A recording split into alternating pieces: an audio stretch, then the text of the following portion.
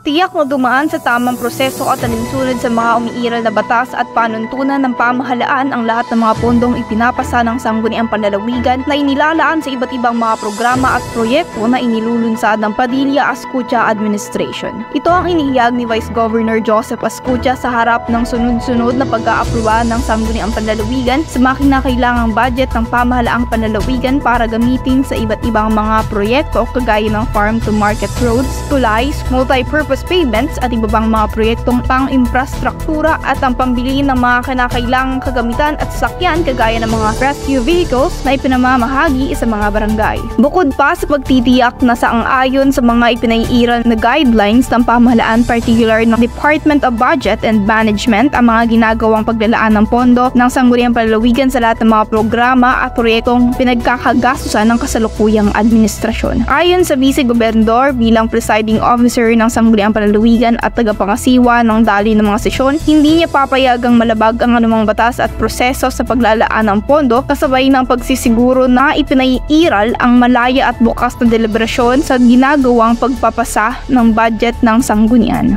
Kapansin-pansin na sa mga sesyon ay malayang pinagbibigyan ng pagkakataon ni Vice Governor Ascutia ang lahat ng mga board members na ihayag ang kanilang mga saloobin, paglilinaw at mga katanungan sa mga usapin na tinatalakay ng Sangguniang Panlalawigan na kadalasan ang gumugugol pa ng mahabang oras ay ang mga bukal mula sa oposisyon. Samantala sa panig naman ni Ma'am Mercedes Alpuerte, head ng Provincial Budget Office, tinitiyak nito sa kanyang mga pagharap sa sesyon na ang lahat ng mga pinaaprobahang budget sa Sangguniang Panlalawigan ay nakapaloob sa Annual Investment Plan ng probinsya batay sa ipinaiiral na panuntunan ng DBM. Sa kasalukuyan ay makikita na sa iba't ibang panig ng ating probinsya ang ipinagagawang mga iba't ibang proyektong pambayan na pinondohan sa ilalim ng kasalukuyang administrasyon, gayon din ang mga ipinamamahaging rescue vehicles na pinakikinabangan na ngayon ng mga barangay sa lalawigan. Para sa totoo, Balitang Banwaan, Rona Vega,